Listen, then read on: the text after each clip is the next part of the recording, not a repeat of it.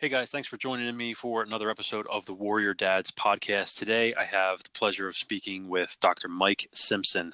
Mike was introduced to me by Tim Kennedy, and he and Tim worked together for quite a long time at a company called Sheepdog Response.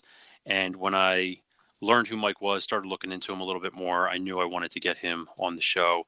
And I have a ton of questions for him. I think you guys are going to get a lot of value out of this episode, as I hope you do with every episode. So before I bring him on, let me do a quick intro for him, then we're going to get right into it. Mike Simpson has served, over 3 decades in the military as an Airborne Ranger and Special Forces operator, and as Doctor of Emergency Medicine assigned to the Joint Special Operations Command. Throughout his career, Mike has deployed to 17 different countries, from counter-narcotics operations in the jungles of South America to the global war on terror in Southwest Asia and North Africa. Specializing in both rural and urban reconnaissance, Mike has worked directly with law enforcement and intelligence organizations around the world, including clandestine and classified black ops, in order to bring criminals and terrorists to justice. That is quite an intro, Mike. That is quite a series of things to put on your resume, but thank you so much for coming on the Warrior Dads podcast. I really appreciate it. Thank you, Jim. I am so much cooler online. I think my kids would probably tell you.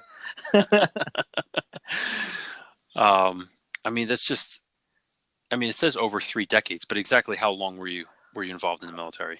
So depending, I first raised my right hand. Well, I first raised my right hand in 1983 to go on delayed entry. And then I first raised my right hand and then got on a bus and shaved my head and put on a uniform in 1984. I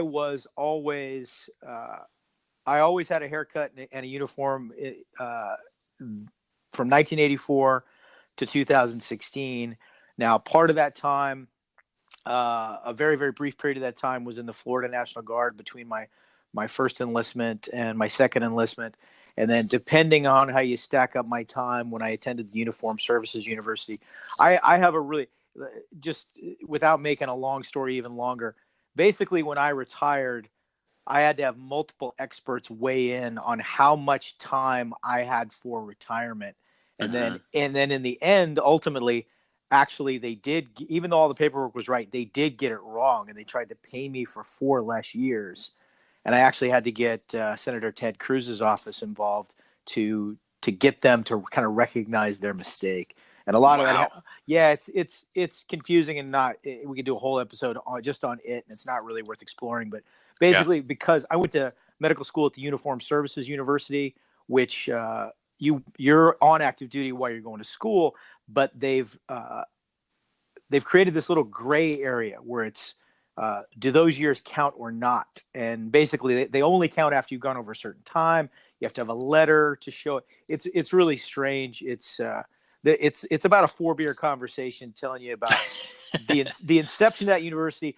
Kind of a classic example of many, many, many, many years ago, some people in the government kind of really quick stood something up with a lot of temporary measures in place, and they've never fixed those problems. Administratively, they've never fixed those problems. But again, that's a whole other show or series of shows. Yeah. Wow. So the short answer is we'll call it 32 years, 84 to 2016. There you go. Yeah. Okay. And when did you start your family? Okay. Like most military guys, I didn't.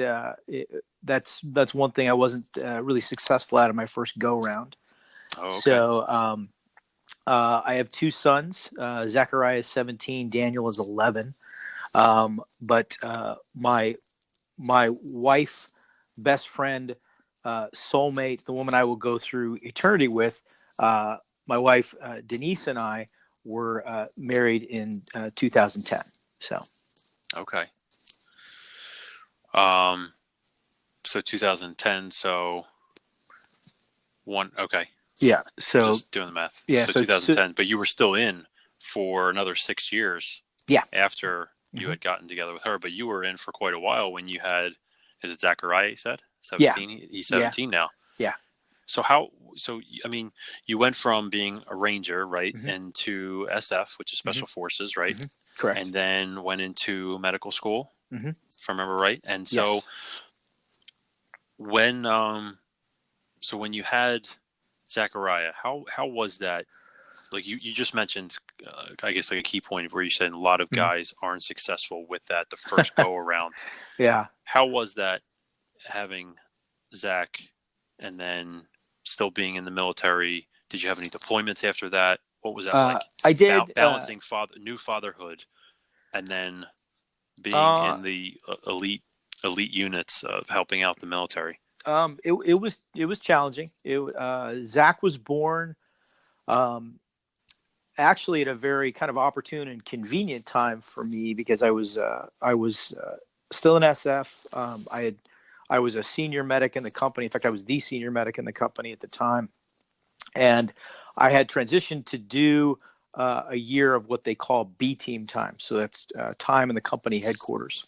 Mm-hmm. So, which gave me a little bit more flexibility because I was on the B team, and Zach was born while I was on the B team, but very much at the end of that at that tour. So basically, Zach was born, and right after he was born, I went back to a team again, and I ended up going back to a team and doing one deployment as team sergeant, uh, and then going across the hall to the Halo team and doing another deployment pretty much right after that, which was actually an extended deployment because we went in theater uh, to run a course to train some counter-narcotics troops, and then went immediately from there actually to Honduras to do uh, what they at the time they were calling combat environmental training, which was basically a month long training event that we did in the jungles of Honduras. So it was really two deployments back to back. So, and Wow. this was all in Zach's first year of birth. Um, I was pretty fortunate in that I had to do those two deployments, uh, and that was challenging, obviously, but right after that, I went into medical school. I was in medical school in 2002. Um, so kind of for Zach's formative years, I didn't have to worry about being gone, at least outside of U.S. soil for extended periods of time. Yeah. Now all that changed, of course, after medical school, after residency in emergency medicine.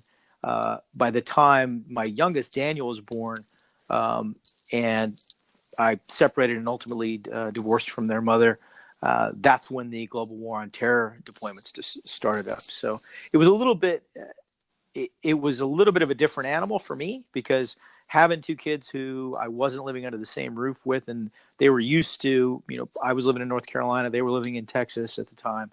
So the only real kind of difference for them were dad's phone calls are coming on a satellite phone with kind of a funny noise in the background, calling from Iraq or Afghanistan, wherever that might be. So I think, especially for my youngest, I don't think that fully sunk in. Right. Zach being very aware of the global situation, what was going on. He was a little bit, especially when it ramped up to my first deployment out of residency, he was a little bit nervous about that. And Yeah. and there were some conversations that had to take place there about where I was going, what I was going to be doing, and why it was important, and measures that I was going to take for my own safety. Why I didn't want him to lose sleep about the fact that I'm going to a combat zone and things like that. Yeah. I guess stuff like this doesn't really get portrayed too much in the movies and the TV shows with this particular aspect, like when there's a military situation involved. But I mean, being away from them that long, was it more like when you came home, it's kind of like how you see in the commercials where the kid's just super happy to see the dad, or did it negatively affect the relationship in any way? I never had any negative effects. Kind of It's like, oh, dad's never around type thing and all that. Like, kind of how they do that when the dad's not around and this and that, and like, Mhm. you were never around, this and that. So I just didn't know. I mean, it sounds like everything's good, and of course the Yeah, kids miss you because they're afraid. It's not yeah, just that you're blowing them off because you're too busy doing other stuff. hmm I mean, you're saving the world. yeah. And both of my kids have a really firm understanding of why I was doing what I was doing and why we had to spend time apart. It wasn't I wasn't running a bar somewhere down in the Keys or something like that, having a midlife crisis and a good time.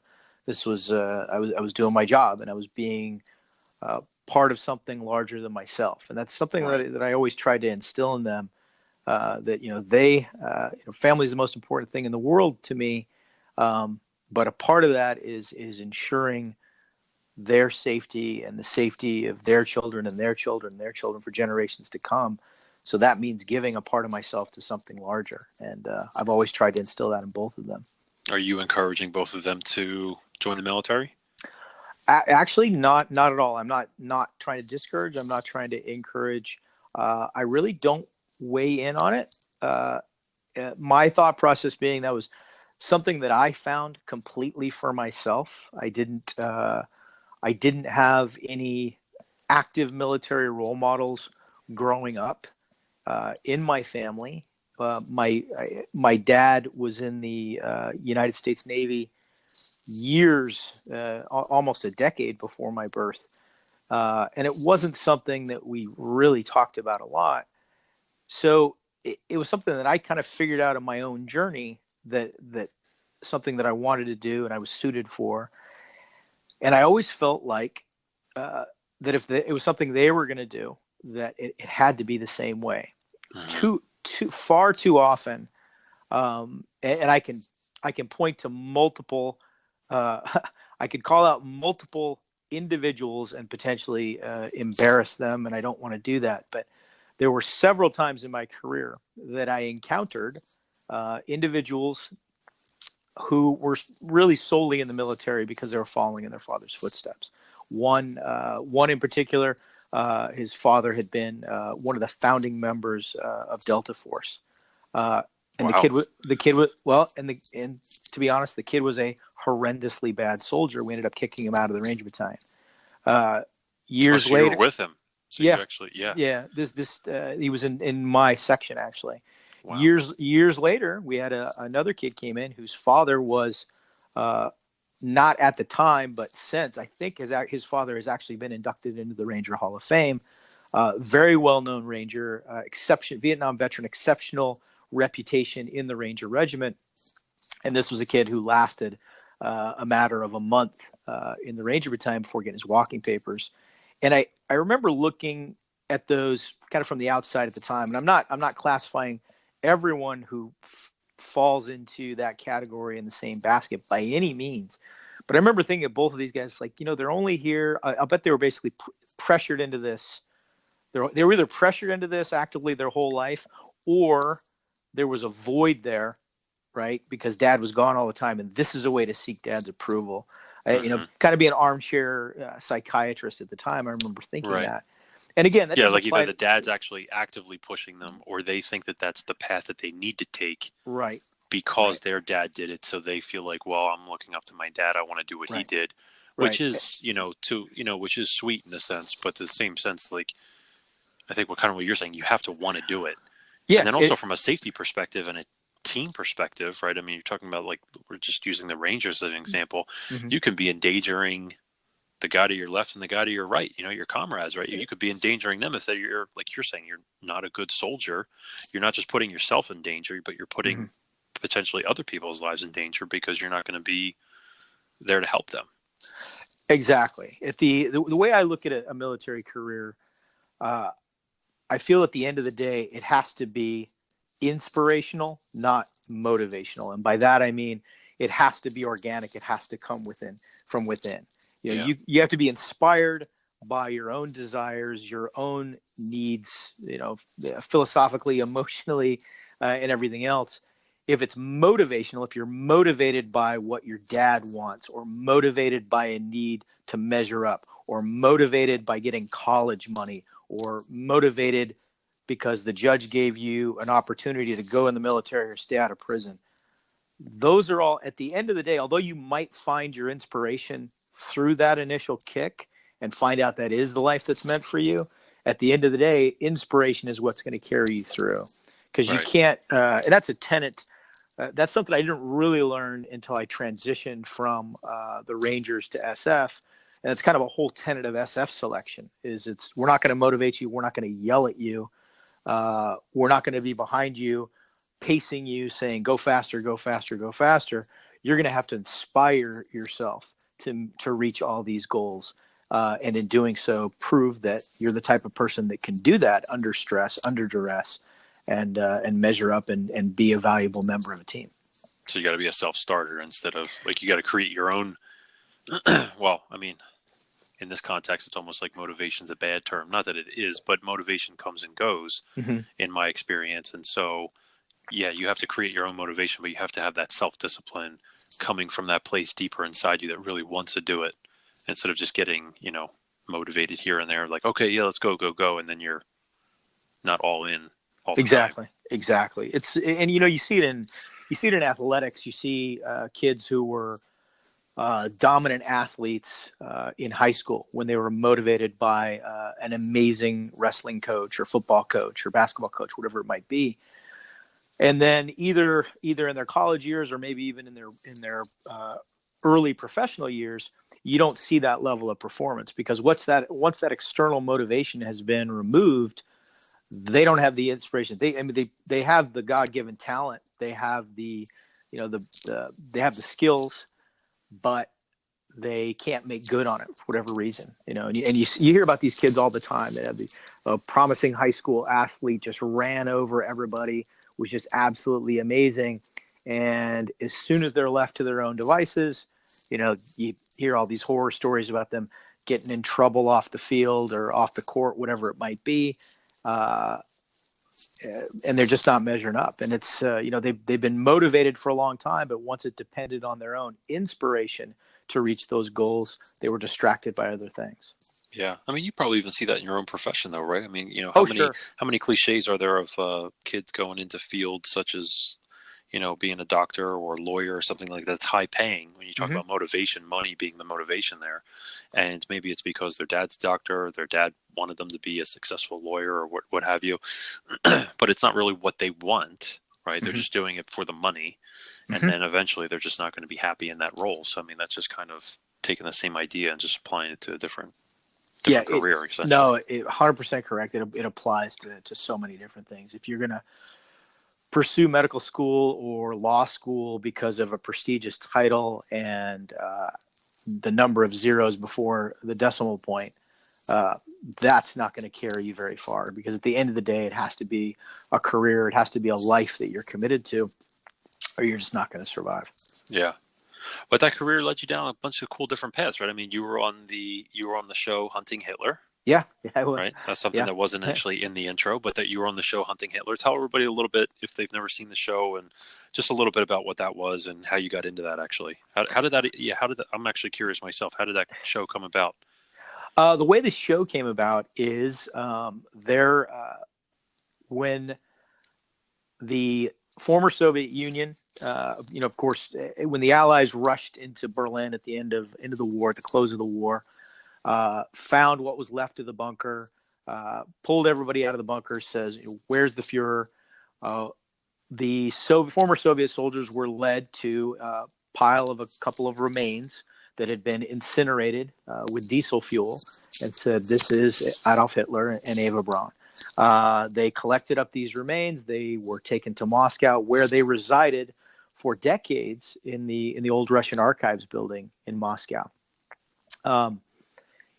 At one point in the early part of this century, some researchers wrote a report that they had gotten access to the skull, but not the lower jaw of that of the remains that they had, that were kept in a vault and were said to be those of Adolf Hitler. They did genetic analysis, as their report said, that they did genetic analysis, and that it was actually a female skull. It was not a male skull. They didn't get access to the jawbone as per their report, so they couldn't verify that. So the question was then raised: if these are the only remains that are there, are those Eva Braun? Are those Hitler?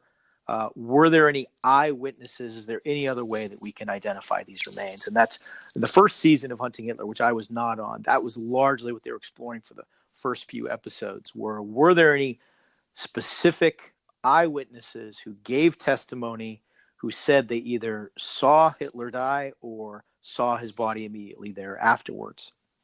And it came up that there were a lot of holes in the story, that there a lot of things that had been kind of taken for granted over the decades after the war didn't hold up under fine scrutiny. So it was not as open and shut a case as say the death of John F. Kennedy or the death of another public figure. Right. So it warranted further investigation. And also, this was also fueled by the fact that for years after the war, there'd been reports in official intelligence documents, and the template for the first season was all these unclassified documents, FBI reports of reports all around the world of sightings of Adolf Hitler in other parts of Europe, in Spain, in various parts of South America. And the premise of season one, and really the entire show, was going and investigating all of these leads, finding out where they came from. Could there possibly be any truth to it?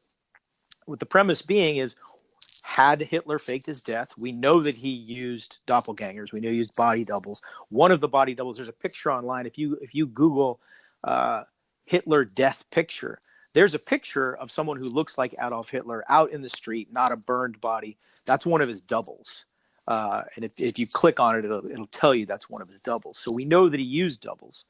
So the premise of the show being investigating, had that been a body double that was switched for Hitler, how could he have possibly gotten out of Berlin, gotten out of Germany entirely, out of Europe, and ultimately ended up in South America? And Gerard Williams, who was on the show, journalist, he's really made this his life's work. He actually wrote a book about it called Grey Wolf, where he put together all these various stories of these reports, some of which he was able to investigate very thoroughly. I got called into the show in the second season, and actually it was because of my friendship with Tim Kennedy. Tim and I both being former members of the 7th Special Forces Group, although at different generations. Tim kind of put out to his network of friends, "Hey, I'm looking. I have something coming up. I can't get into details about, but looking for somebody with the following qualifications." And it was a list that, even within the special operations community, is not a list of specifications that everybody would meet. And I sent him a text message and I said, whatever it is you're looking for, I meet all that. What's going on? He said, "Hey, shoot me a resume." So I emailed him a resume. He sent that on to the television studio, Carga 7, who made all 3 seasons of Hunting Hitler. And you must have been like, man, what's just real brief thing. Hey, I meet the qualifications. Hey, send me your resume. Yeah, you're like, yeah. Man, what the hell is this guy getting into here? He did tell me. He told me it was for TV. He did in the response back. He told me it was for TV. So I responded to that. At least you knew that much. And, yeah, and I kind of, I had seen Hunting Hitler, so I kind of figured it was something along those lines, either a continuation or a spinoff of some sort. Yeah. So that's cool. And a couple phone conversations and Skype interviews later. Bit of a long, I'm not going to draw the whole story out, but they wanted me, they didn't want me, they wanted me, they didn't want me, they picked somebody else, and then came back to me, and then next thing I knew, I was on a plane flying to Spain. So wow, yeah, that's pretty crazy. Yeah, that's a good story though. I like that. Yeah, it was interesting. It was an experience like no other. I'm really, really thankful that I had the opportunity to be a part of that. Yeah, absolutely. And their kids get to say their dad's a TV star. Well, I always tell people, well, if anything, I'm a D-lister. So you're still on IMDb, so that's what counts, right? I am on IMDb. I do have an IMDb page. That's correct.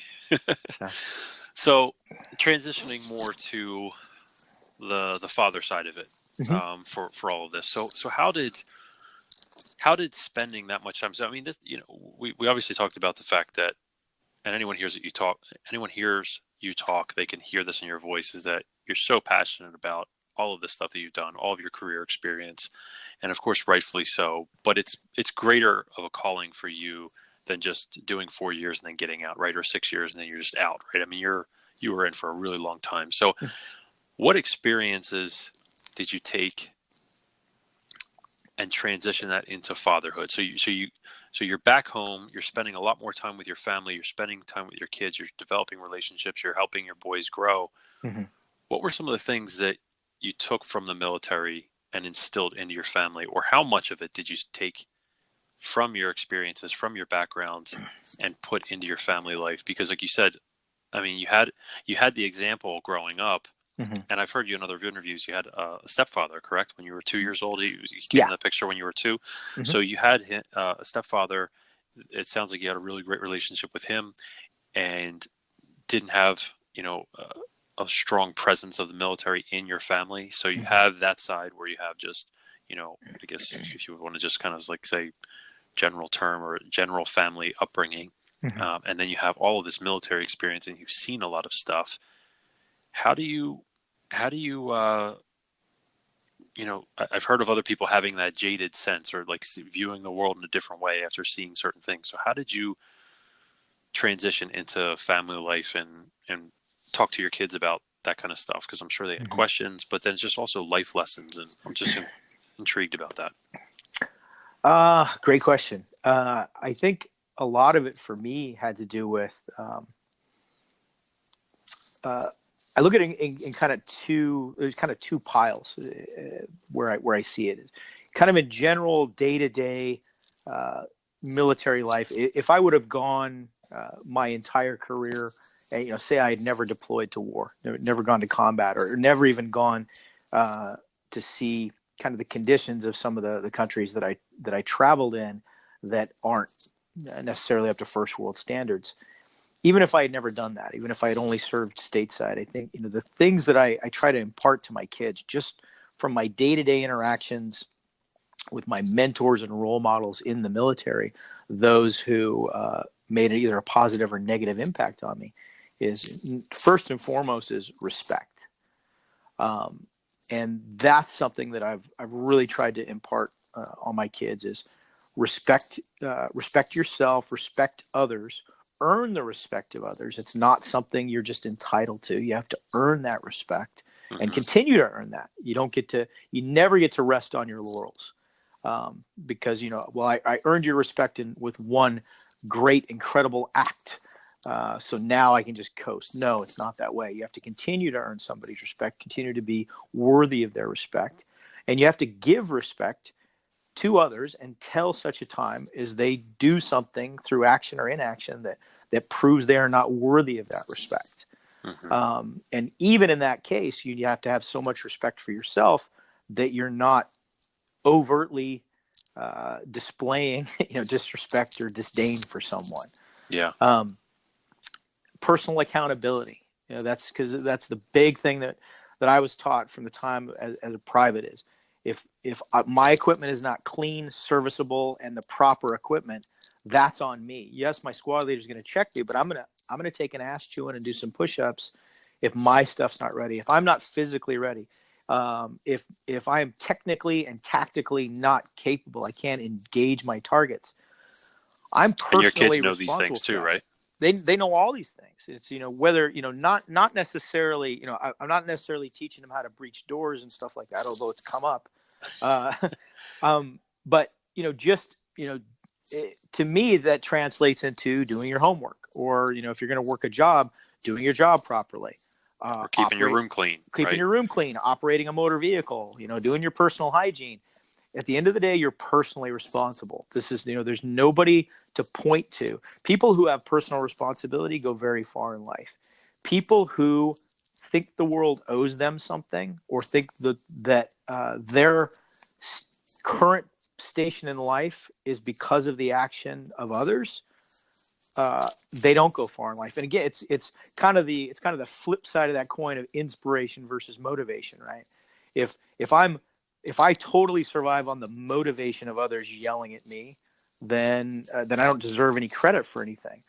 And if I totally wallow in self-pity and saying that the demotivation of the unfair world around me has caused me to be this way, well, same thing. Is I don't, if I do rise up out of that, I don't deserve any accolades for it, because I've said it's all because of external factors. And the world is the world that you create. It's not pointing blame and giving credit. And you have to have it both ways. People who blame others for their lot in life must then, if they are successful, totally give credit to others in life.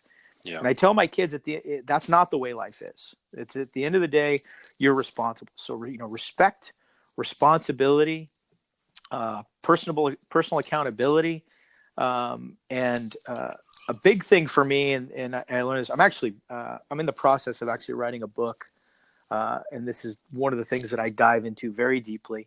Is this going to be your first book? It is going to be my first book. Nice, congratulations! And thanks. I'm about halfway through.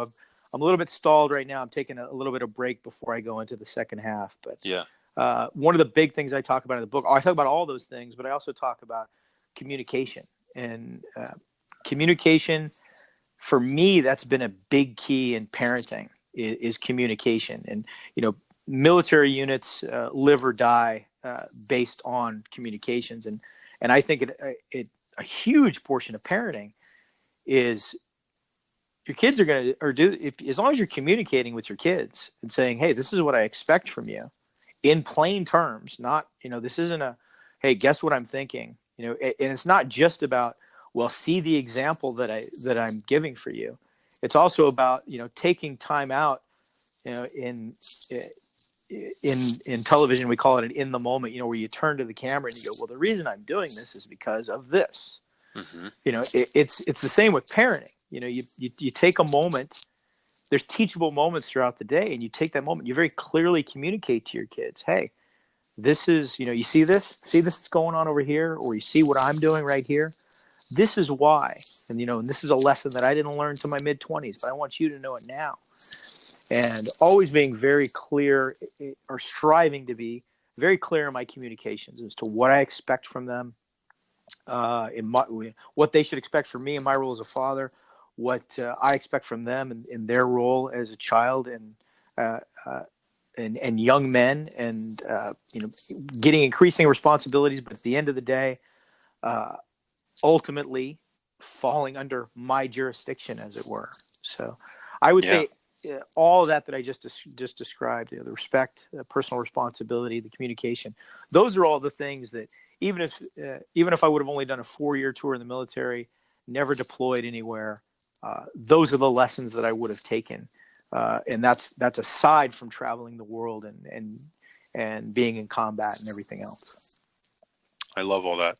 One of the things that we have to deal with today is that there's a lot more sedentary people mm-hmm. today, right? And so I'm in the health, the lifestyle, and the fitness mm-hmm. world, and just encouraging other people to move their bodies can be somewhat of a challenge. But being so involved in these military operations, and it's not like you were just some, of course, no disrespect to MPs, but it's just like you're not just some MP standing guard right. somewhere, right? I mean, you're in the fight, you're moving around, you have to keep yourself physically mm-hmm. sharp. How do you still do that, one, for yourself, because I want to have other guys hear mm-hmm. this, and then also how do you instill that physicality in your family, in your mm-hmm. kids? And is there a routine that you guys have? Do you guys do something together, whether it be outdoors, whether you have something set up in your basement or garage, or what I mean, and obviously you have one who's 17 mm-hmm. who's definitely able to work out even with weights now, but then you have one who's 11 who's maybe not ready for weights, or he's right on the cusp or something like that. But what does that look like for you, and what does that look like for them? Because I mean, you've had it. Right. You had to be physically fit your whole military career, correct? Absolutely. And also spending time with Tim. Yeah. Just that in and of itself is, and that's a little bit unusual because he won't. He kind of guilts you in a smiling way type thing. It's like, hey, this was kind of pretty much a normal thing for us. Is we would. Our days usually started really, really early. So sometimes we would try to work out in the morning, and I prefer to work out in the morning, but it didn't always work out. So a lot of times that was in the evening. Now, this is when you were doing the show. Yeah. So we'd be. What about before that, though? Did you guys spend I mean, you guys work together that way too, No, right? no, because the first, Tim and I had met and we'd interacted. We'd had multiple phone conversations, but I always tell people, like, the first time I was in a room, or the first time I was sitting down next to Tim for longer than an hour period where we actually got to interact was actually when we were on a plane together to Santiago, Chile, to do the show. Because although Right. we'd known each other for a while, and had texted and communicated back and forth, we had not physically been in the same space very often, because Tim and I were different generations in seventh group.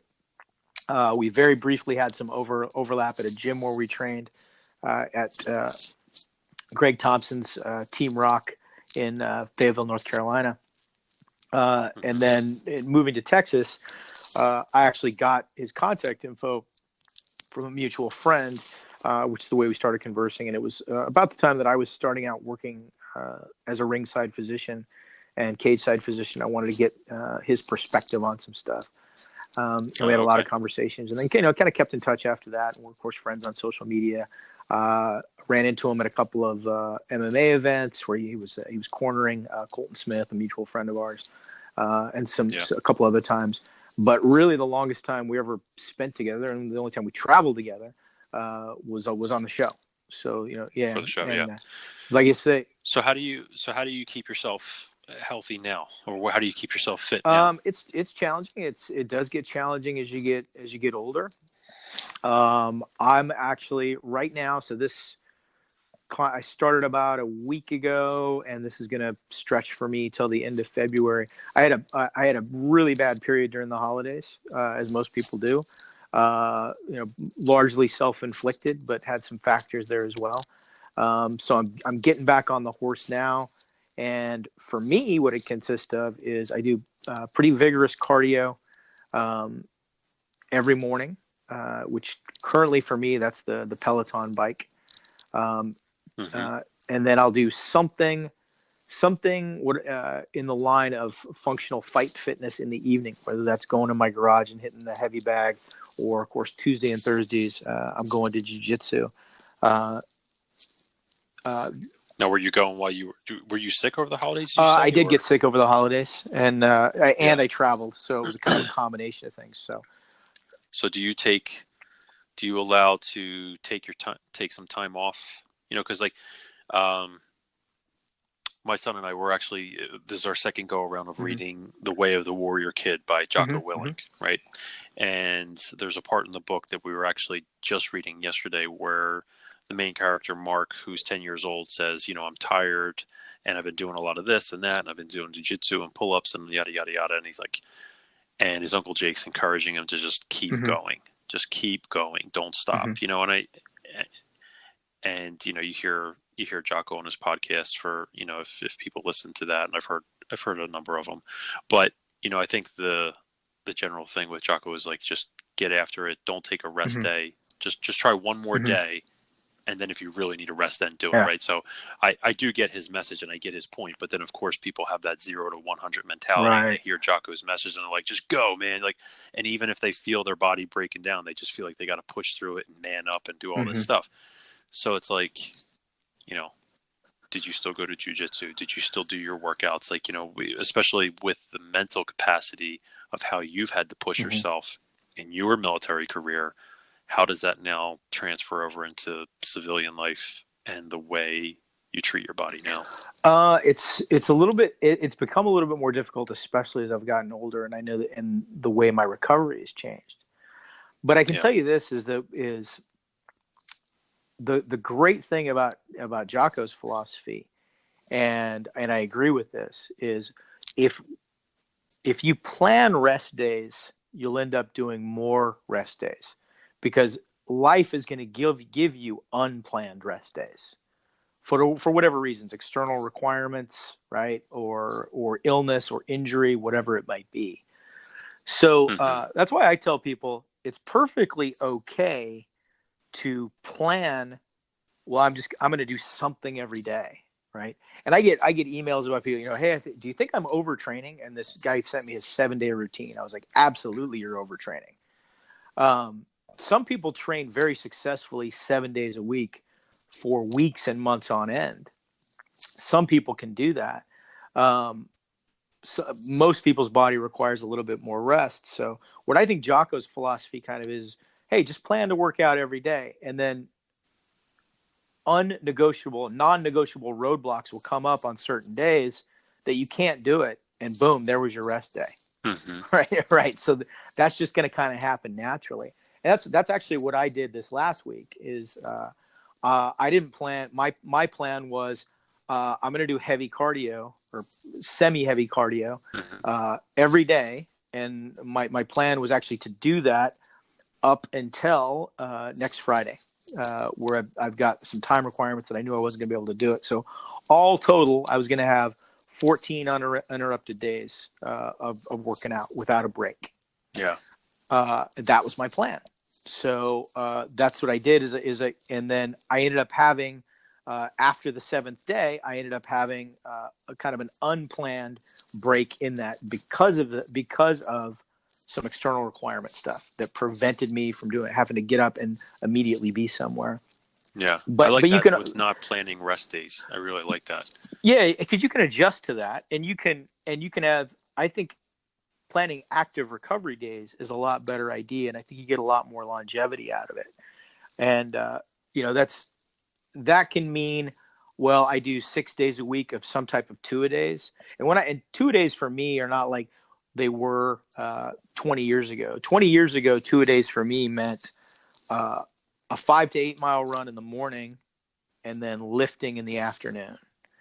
And it's not structured like that anymore. So typically for me, when long story, but the gym where I go actually is changing locations, and so they're completely shut down right now. But they're going to be reopening in March, which is why I'm doing basically a cardio month kind of leading up to that. But yeah, basically, so what two-a-days are going to mean for me when I'm not disrupted, it means 4 days a week I'm going and I'm doing whatever my trainer tells me to do, which usually involves CrossFit-like exercises. It's not a CrossFit gym, but if you see video of me doing the routines that he has me doing, they're not unlike CrossFit. So right. So doing something like that in the morning, 4 days out of the week, and then on those evenings, I'm usually doing kickboxing, jiu-jitsu, or an MMA class. Now, will you work out in the morning that day and maybe consider that two-a-days where you're getting up, you're working out in the morning, but then you go to jiu-jitsu at night? Yeah, that's what I'm saying is I do. Yeah, I'm still, it's two-a-days, but unlike when I was younger where it's like just, paint peeling cardio in the morning and then lifting to complete muscle failure in the evening, which is what I did, 6 days a week in my younger days. Now it's a functional fitness in the morning, and then the practicality of that in the evening, right? So the practicality is, how fit am I? Let's find out by how well I roll, how well I spar, everything else. That's 4 days a week. And then the other 3 days a week for me are typically one a day, long cardio.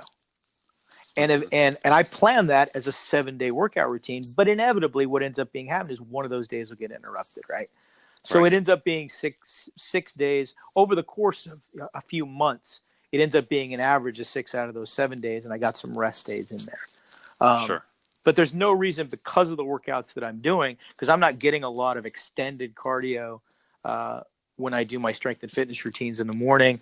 When I'm doing jiu-jitsu or I'm boxing or whatever it is, it's usually more high-intensity interval type stuff. So for those other 3 days, getting on a stationary bike and pedaling for an hour, or getting on a treadmill or going outside and running for 45 minutes, I'm working my body. I'm working different pathways, different, working the cardio aspect of it a little bit more, the long-term endurance of it a little bit more. So because it's different, your body can tolerate that a little bit more. Yeah. And what about your kids? So for my kids, my oldest is, genetically, I don't even think he has to work out. I don't know how. He didn't inherit that from me. So he's my height, but he's a very, very lean build. He'll typically, when my kids are with me, typically he'll, hey Dad, can I use your weights? I'm like, yeah, sure, go ahead. So he'll use my my dumbbells, my barbells, and my kettlebells, and do what he wants to do. He Do you doesn't have a have to do whole it. like a whole gym at your house? No, not so much, but I've got enough that you can do kind of general maintenance type stuff. That's good. Yeah, that's My nice. youngest will he'll get up with me early in the morning if I say, hey, and I've had him on the road before. We did a thing not I think it was a little over a year ago where we went to Six Flags. We're staying in a hotel, and I said, hey, I'm going to get up early. I'm going to go downstairs, and I brought my own kettlebell with me. I said, I'm going to go downstairs. I'm going to do some burpees and some kettlebell stuff down in the workout room downstairs. And my youngest went with me, and he got on a treadmill and on a bike while I was doing that. And he's done that when he comes here too. I have a treadmill and a Peloton bike. He's never done the Peloton, but he'll get on the treadmill. Nice. Now you mentioned real quick. You mentioned early in the morning. What's early for you guys? Well, something like that. If we're gonna like, hey, we're going to Six Flags today, so we want to get there at a decent time. That's usually I'm getting up. I don't want to get up too early at a hotel, but about 6 a.m. or something like that. That was one thing. Even in 32 years in the military, I hate getting up early. So, given my druthers, if it's up to me, I'll sleep till I wake up naturally with no alarm clock. Get up, get out of bed. First thing I do when my feet hit the ground every day is I drink 16 ounces of water immediately. And then brush my teeth, feed the dogs, and then all right, let's get some cardio done. So, or when Right. come March when my gym's back open again, all right, let's mix my post workout protein shake, jump in the car, and head over to the gym to do my workout for the day. Yeah.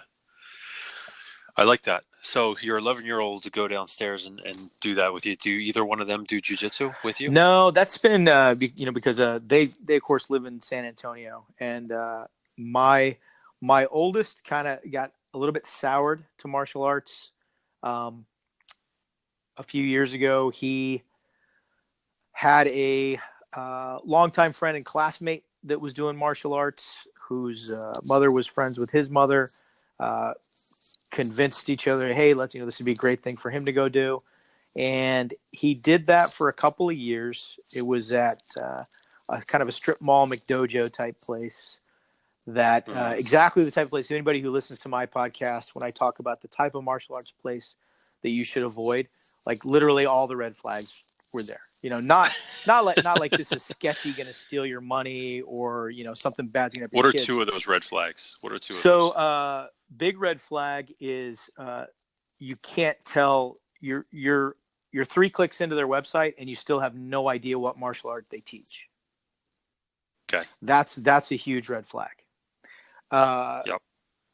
Second red flag is everything that has to do with their website is all about kids classes, just about kids classes. And that's not, I go into it in depth on my podcast, but that's not necessarily a bad thing that they're teaching the kids classes, obviously. And kids classes, anybody who's listening to this who runs a martial arts academy right now, they're not going to nod their head when I say this. Kids classes are what keep the lights on. That's how you pay the bills.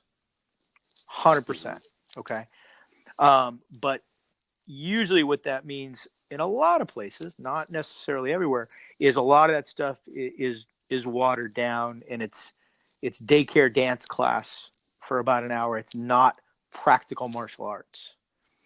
And my oldest, I think he was really craving the practical martial arts thing. Like if he would have been putting on gloves and headgear and sparring, or grappling and sparring, I think that would have kept him interested for a lot longer period of time. But he advanced. He did that for a while. Advanced, got his kid's black belt, and I'm making air quotes because I have a problem with the fact that there is such a thing to begin with. I've seen 12-year-olds that have the 12-year-old black belts. So watch out. I mean, but mom and dad got. Just because you can go through the katas and memorize some stuff and you're a good test taker, it does not right. Which you know what I mean? Katas is it's the martial arts version of LARPing, basically. It's right. Because I did the Kempo thing when I was younger, and nothing against that because, I think it helps you with discipline, right? And you have a little bit of camaraderie with the people in your class. There's definitely a little competitive edge, atmosphere, all that stuff. And of course there's definitely a little physical stuff to it, kicking and Mm-hmm. punching and all that kind of stuff. But when you, like you said, you hit the nail on the head with the word Mm-hmm. practical. Like, it has to be practical. Why are they Right. there? I mean, they can learn discipline in a lot of other Right. things, but if they're there to learn how to defend themselves, and then they get into a situation where they need to defend themselves and they figure out, oh shit, I can't use this, or what do I do now? Because they're trying to remember a Right. kata. That does Nope. not work. No. You You know what I mean? you And then nailed it. your kid's going to come home with a bloody nose, and you're going to say, "Well, did you do your rising Right. sun?" And spin kick or something like that. It's like, come Yeah. on. Exactly. That's uh, it's you nailed it, and because of that, this was kind of the long way around in telling this, but my oldest, he's kind of soured on martial arts a little bit, and so when I talked to him about, hey man, I'd like to get you into jiu-jitsu, he's like, I just that's giving up, going 2 days a week and giving up an hour of my time. I did that for a few years, and I came out the other end, and I didn't see the upside to it. And Yeah, also, it's a little bit different too if he was here, if we were co-located, and I could say, well, we're going together, that's one thing, but I trying to push that off when somebody else is going to be managing it. that's It's true. that's a little bit different. I can't send down an edict that thou shalt do jujitsu, and Yeah, you're living 2 hours away from me, and everything else. But yeah. I mean, he's just got to, just hopefully he opens himself up and not see all martial arts as mhm. equal, or putting them all in the same category. It's like if he dates a girl with blonde hair and she turns out to be a Mhm. bitch, and then he just puts all blondes in that That would be category. a mistake. That would be wrong. Yeah, Exactly. it's Yeah. my oldest is very, very focused on his academics. He's actually ranked 24th in his senior class of 700. So, and Wow. he's That's awesome. hyper focused on that. So, not that he's not athletic, because he is. He played freshman football, and just to look at him, you can tell he's an athletic kid. But that's not Yeah. his focus. And Well, if he knew that jujitsu was like human chess, he might actually be a little bit more drawn to it, because if he likes using his mhm. brain in that way, I mean, obviously you're looking at things and thinking about things while you're Yeah. doing jujitsu. Because my son and I, we do it. He's six Mhm. and a half, and like you mentioned, your days are Tuesdays and Thursdays. Ours are Mondays and Wednesdays, Yeah. and then sometimes we try to get a Saturday in there, depending. But he likes it a lot. But then it's just helping him think about different Mhm. things too, or seeing things a couple moves Mhm. ahead, or what might happen if I do this. So for someone who's that Mhm. intellectual, and that smart, Mhm. I mean, he might actually get some enjoyment out of it, because he's using his brain too. Yeah, it's I'm kind of hoping that once his freshman year of college is behind him, I've actually, without telling him, I've already scoped out a good place for him to train, where I'm pretty sure he's going to be going to college. So uh, I figured, get all the freshman jitters out of the way, and once you're in a good routine, and you definitely about that time, second year of college, is when you need that type of outlet. Uh, I'm going to see if I can maybe convince him to start that in earnest. And I actually think the youngest is going to be a little bit more open to it, and it's a conversation that he and I have already started to have. And I think the next time he's up with me for an extended period of time, I'm just going to start taking him to class with me, and see how that goes for him. That's awesome. How often do you get to see them? But it ends up being about one weekend every month, just because of the geographical, because of the drive, and I'd like to shoot for two, but unfortunately, again, because of either I have a job requirement that knocks the weekend out, or they have a school project, or some other stuff on that side of their family that knocks stuff out. So it ends up being a weekend a month. And then, of course, Yeah, extended time over vacation. I had him for a little over a week over the Christmas holidays, and then I'll have him for a couple of weeks every summer. So that's awesome. And then that's actually one of the blessings of technology, right? Because you can actually still see them over a screen. If you're able to, if they're able to talk to you FaceTime or Skype or whatever that is. I mean, that's like a blessing, that we're able to have yeah, and they're nowadays. both old enough that they both have phones too, so we can we text back and forth during the day and everything else.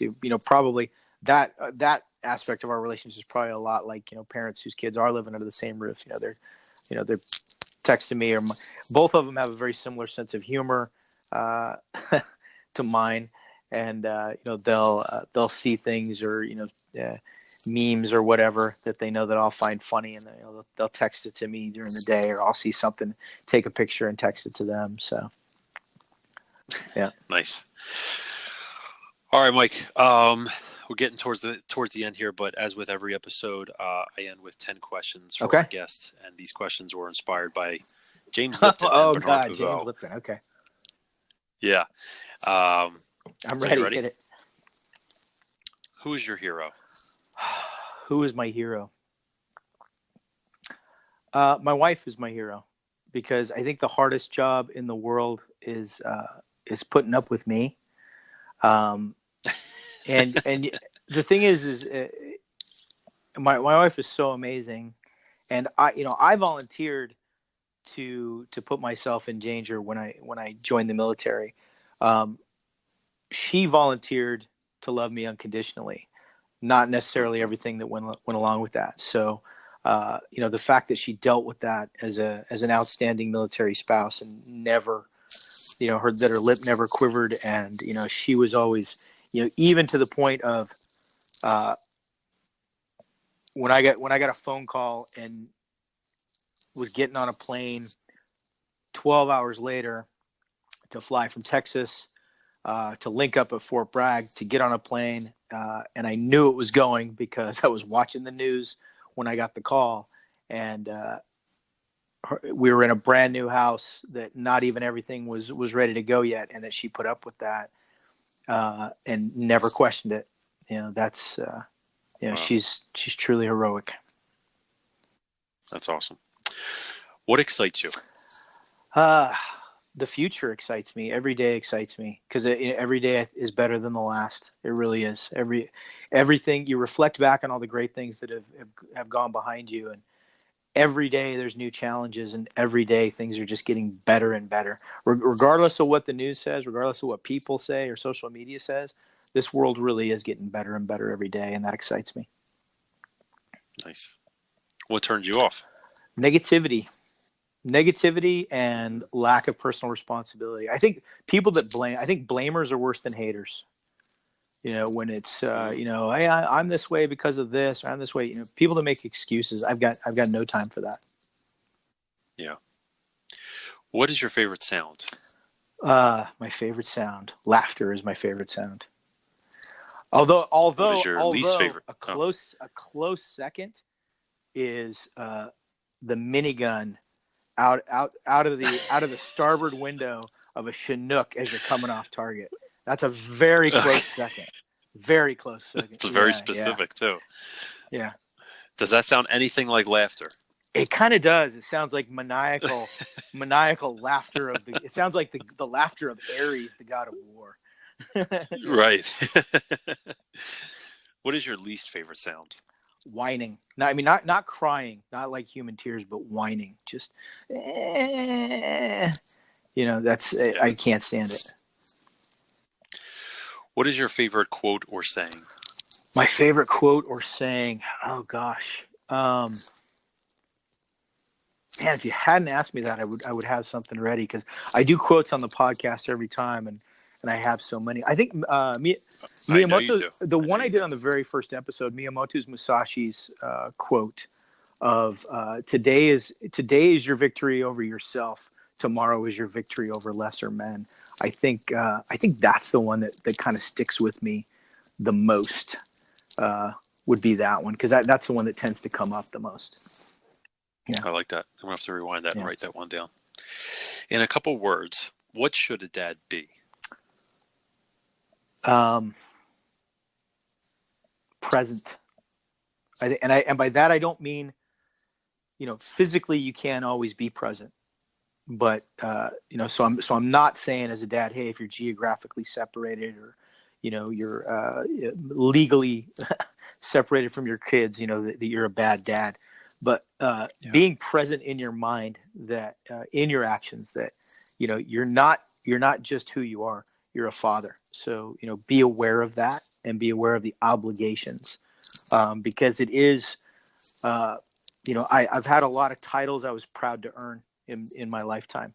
Sergeant, being, Ranger, Sergeant, Doctor, Major, but Dad is monumental. And so I think being present and aware of that is very important. I'm glad you expanded upon that. I like that. In a couple words, what should a dad not be? Let's see. He should not take it for granted. He should not ever, under any circumstances, be resentful to those duties, because remember, they didn't ask for that. Okay. If anything, you asked for that. So don't ever be, resentful of the time that it takes. And don't ever be, just as I said, presence was important, be present. Don't ever be absent. And by that, I don't mean physically, but, be available, be engaged in that. So don't be disconnected, I guess is probably the one word that I could say it. Whether you're physically present or not, don't be disconnected from your duties as a father and from, the things that you can give to your children as a father. Yeah, I like that. You've done a lot of them, but if you could try any other profession, what would it be?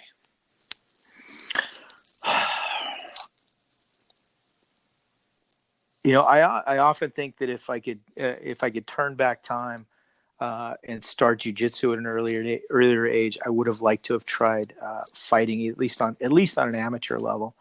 And I entertained the idea of a law enforcement career at one point, and I didn't do that. And I think that's something. If I could dial down 30 years of life, or even 20 years of life, it might be worthwhile, to do that, because I think it's an incredibly important job and a thankless job for the most part. I don't think our men and women in law enforcement get enough credit, and I think it's important. And I think the idea of community policing is really important. I've talked about that before. So so I would say, on a kind of a smaller scale, an amateur MMA career or something that I would have liked to have tried. And a career in law enforcement. Yeah, it's interesting you say a thankless career, just because every police officer that my son and I see, or veteran, wearing a hat, or military personnel, if you could tell, obviously, that they're active duty. My son always goes up and says, "Thank you for your service." Oh, you're raising a fine young man there. That's awesome. Thank you. Yeah. And they really appreciate it too. Yeah. The look on some people's face, and you can tell that it's having an impact on them, and they'll stop and actually talk to him, or get down on his level and shake his hand and say, "Thank you so much." And it's just, and sometimes I'll say to him, because he might not know, it's like, "Jimmy, that person over there, they're in the military." And he just looks at me, he's like, "Oh, okay, Dad, hold on a second." That's awesome. So, it's cool to see. And finally, what would you like to be remembered for? More than anything, I'd say being a man of his word. That's it's military accomplishments aside, things I did medically aside. I've always lived by the credo of do what you say and say what you do, type thing. And I just want to be remembered, when people talk about me when I'm not there, whether they're saying, hey, he's a short, slow, fat, whatever, but he's a man of his word. It's because at the end of the day, if you lose everything else, that's all you've got left, right? Is your word. If you tell somebody you're going to do something, tell somebody you're going to be there for them. So, I want my friends, those around me to say, hey, when he said this, he meant it. Patience and patience family members that I've had, that's when I go into the room and I tell them something, I don't lie to patients. I don't sugarcoat it, which is maybe caused some problems in the past. Same in business dealings, and that's when I'm in a meeting, they know that I'm going to say my honest opinion. And it's when I was chief of the Department of Emergency Medicine at Fort Hood, and I went into department chiefs meetings. Everybody knew that I may say something that everybody in the room disagreed with, but it was my honest opinion. And Right. I was never going to go along to get along, or agree to a bad idea that I thought was a bad idea. And I always told my commanders, I said, yeah, I think that's the absolute wrong thing to do. You order me to do it, and I will 100% do it, and I will give 100% in it. But I don't agree with it, and here's why. So, Yeah. yeah, being remembered as somebody who is just a man of his word, I think is of the utmost importance to me. That's great. Mike, tell everybody where they can find out a little bit about you, and also you have this book coming out. So depending on when people are listening to this, either it's already out or it's still not out, but tell people where they can maybe even find out about it. If you have a website, you mentioned the podcast a bunch of times. Tell people where they can listen to that. Where and also where they can follow you on social media. Okay. So I'm actually not on social media right now. Congratulations. Probably. Congratulations. Probably by March, that will change, and I'll go back on social media. My Twitter and Instagram, which are currently inactive, were Dr. Mike Simpson, Dr. Spelled Dr. My Facebook was Dr. Mike Simpson all the way out. I did just recently, over the last couple of days, register the domain name drmikesimpson.com. So, and that's in preparation for the book and preparation for some other television projects that I'm probably gonna have coming up. But that's not active yet. you can continue to search it in the future. You can find, if you want to follow me, see what I'm doing, and know when I've reactivated my social media, know when my book is out and my website has gone live. If you go to whatever you're using, Podbay, Stitcher, iTunes, Outcast, Spotify, whatever it might be. And the name of my podcast is Mind of the Warrior. New episodes drop every Monday. If you follow me on the podcast, I'll keep everybody up to date on that information. But right now, that's kind of my only communication with the outside world, so to speak, is on the Mind of the Warrior podcast. Okay. Awesome. The Mind, or just Mind of the Warrior? Just Mind of the Warrior. Right. Okay. That's what I had. Yeah. So just wanted to make sure that was good in the notes. Yeah, because I'm going to be linking all of that up. So again, depending on when you're listening to this, maybe drmikesimpson.com will be active, and if it is, it should be in the link below. So you can follow Dr. Mike on there, listen to Mind of the Warrior podcast. You also ran for quite a while. I guess it's shut down now, but Sheepdog Response podcast. You did a bunch of episodes on that. They're actually all in the same feed, because the way the iTunes feed works is my podcast started out as Mind of the Warrior, then it was the Sheepdog Project. Now it's back to Mind of the Warrior again, but all of the old episodes are still there in the feed. So the episodes that Tim and I did together, and all the episodes I did remotely with the company Sheepdog Response, they're all still there.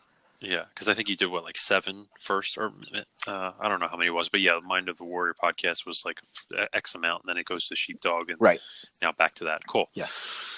Yeah. So it's amazing stuff there. I love a lot of the interviews that you guys have done. I've just listened to them over and over again. So it's great stuff that you're putting out there, Mike. I really appreciate you taking the time to come on the Warrior Dads podcast, and I know a lot of people will get a lot from this interview. So again, just thank you so much. And also thank you for your service. Thank you so much, Jim. Thank you for having me. I really appreciate it. Yeah. Have a great one, Mike. All right. You too.